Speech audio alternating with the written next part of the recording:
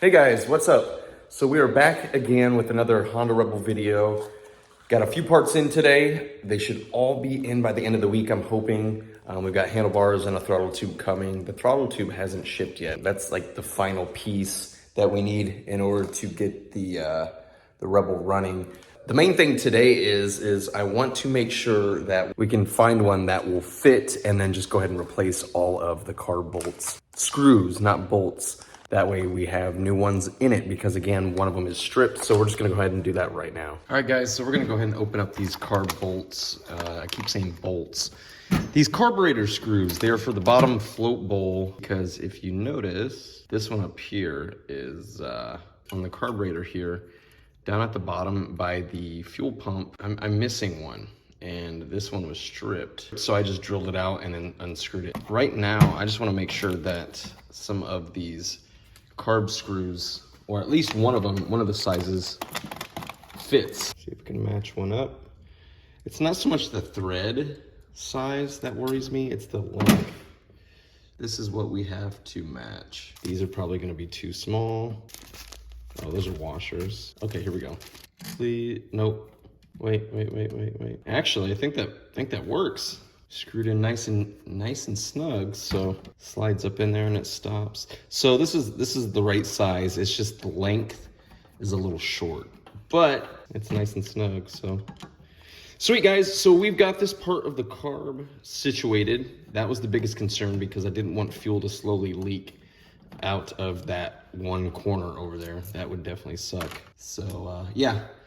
That looks a lot better with all that black spray paint off of it, that's for sure.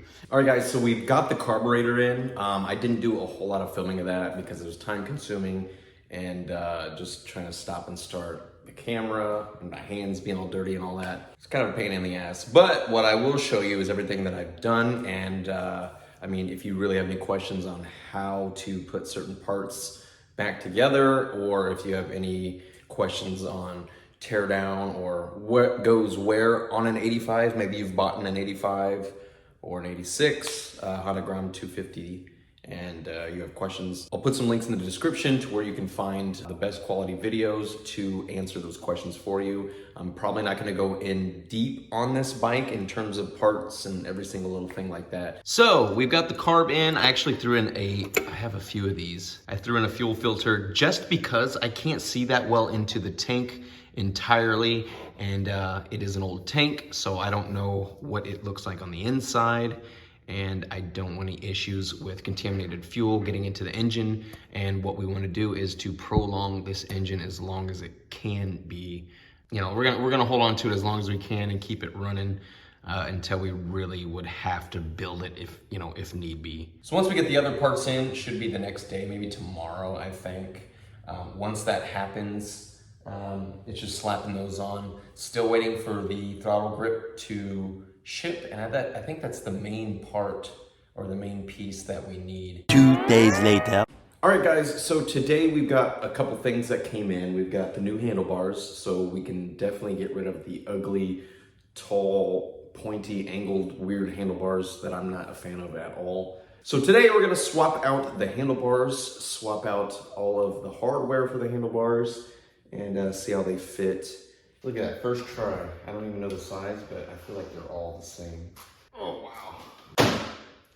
That thing's on pretty good.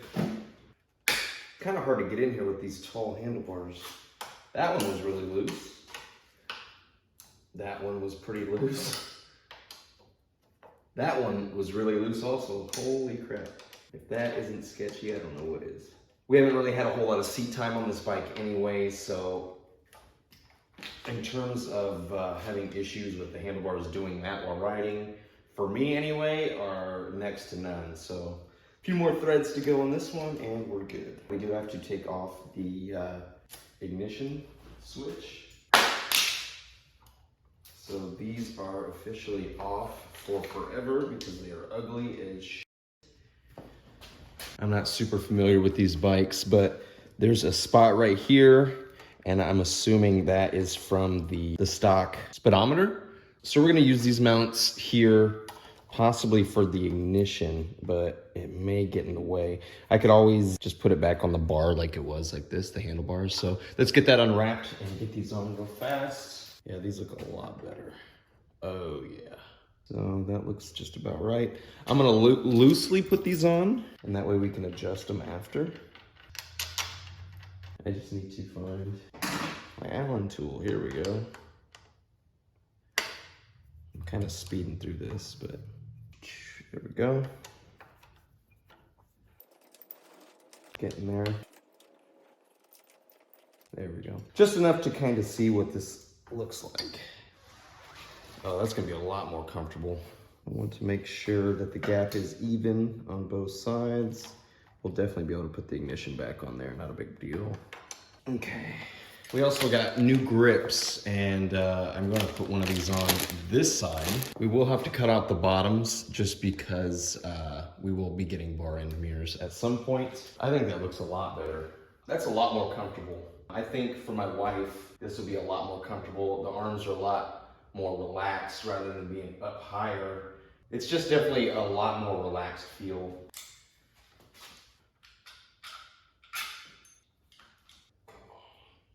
It should pop open. There's only 2 screws on it for the clutch side.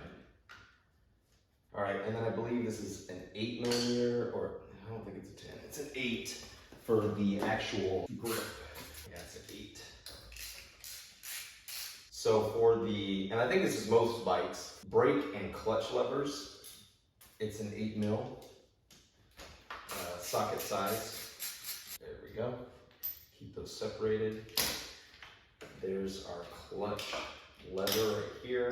At some point, these are going to be replaced as well. The reason it's not coming off is because right here is it's a complete unit for the choke. So we're actually gonna have to get this really crappy mirror off, which is another Allen key. Ooh, there we go. All right, well that came off pretty easy, thank goodness. I don't know about this grip though. We might have to cut this off.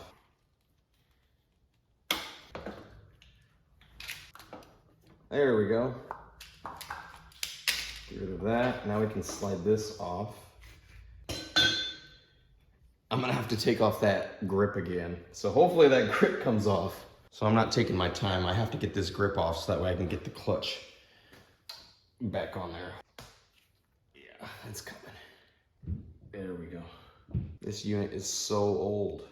Oh man, that come off? It did. At some point, this choke, we're not gonna need it at all, so please don't come off. I think we're good, guys. I think we got it. Choke works. Yep, looks like it's moving down there, so we can go ahead and get these screws back in. Although there still is like a weird gap. There we go, there we go. All right, so we've got that. These will also have to be adjusted in terms of their position and height, so. All right, guys, so we have our turn signal unit and our clutch lever put on the other side. Luckily, I have some parts. If you look here, that thing is just oxidized. You can't really see your brake fluid level, and it's just junk. So luckily I have spare parts. I'm going to swap out and use this unit here. We're gonna drain the brake fluid down below and get this all going and swapped out and put this new one on. We're gonna swap out the master cylinder for the brake. So I do wanna point out, if you guys notice this right here, somebody used lithium grease. It looks like spray lithium grease. I don't like using this stuff because it almost looks powdery right now. It is there, but over time, this stuff gets really sticky and it doesn't really lube well. So right now it feels more sticky than like a lubricant. What I recommend using is something like this, a multi-purpose grease. It's a lot thicker. It is a better lubricant. I use this a lot for a lot of bike parts, but yeah, it's not super thick, but it does the job. And you can use your finger, whatever. I just dab just a little, just like that, and a little on this side. Could probably be cleaned up a little, but that's all you need. And it works a lot better than that lithium grease, which is like this stuff. I don't use this stuff. That's what somebody must have used before. And over time, I feel like it gets really sticky and it doesn't have a lubricant type effect. So see this thing's sliding around a lot easier now. This stuff works really well. So we just gotta make sure it comes out the bottom. That's a lot better. Cool. We did get the throttle tube in, so that's what we're gonna install right now. Get the other grip and install this. So again, we're just gonna try to get the bike started and hopefully it runs. We did get the tensioners also. I'll do that at some point. I'm probably not gonna film that because it's pretty self-explanatory, especially if you guys already know how to do it on a bike anyway. Right now, we're just gonna put the throttle tube on so that we can actually use our throttle the right way and get it running. So let's go ahead and do that. All right, so let's get this open and get our other grip on and get it all situated real quick. Don't need that. Here is our throttle tube. Not as pictured, but hey, we'll see if it works. So I ordered this one because we need both sides. Let's go ahead and undo this. I gotta make sure I do this right. This goes down here on this side. Oh, come on, why is that not going in? All right, so we've got this fixed up here. There's two little metal brackets, and what this does is you unscrew the throttle cable and then you tighten it down so it holds it in place. That way you can wrap this cable around into this side, and then the other one does the same thing. We need to clamp that in here like this. Let's go ahead and get this one up in here. All right, guys, I got these on. It was kind of a pain in the ass, but we got it. I just want to tighten this down to make sure that it doesn't go anywhere. So this screw right here allows you to loosen it just a little bit, enough to be able to get the other throttle cable in. There, now it shouldn't come off. Moment of truth. Now that we've got that done, we need to finish kind of adjusting this a little bit. So now we can try to get this grip on. It's a lot bigger. It might take some finagling, but I think I think we'll be able to get it on there. All right, guys, so we've got it on. All we need to do now is just kind of loosen this up, slide this piece down.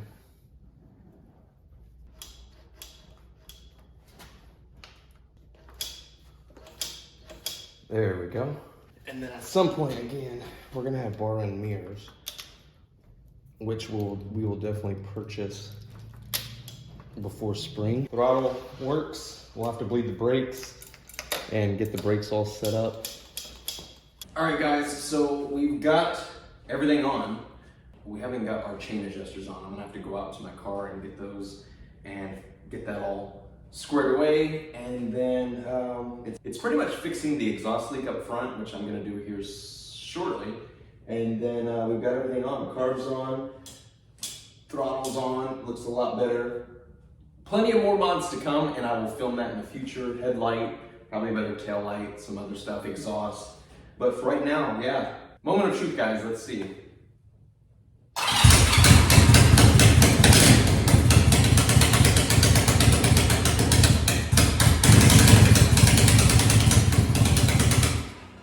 So she starts. Perfect. Stick around because at the end of the month, I'm going all the way up to Big Bend, Wisconsin, and we're gonna pick up my 2009 Triumph Speed Triple. So I think that's gonna be it. I think that's gonna be it for this video, guys. You know what to do. Stay safe, ride safe, and I'll see you guys in the next video. Peace.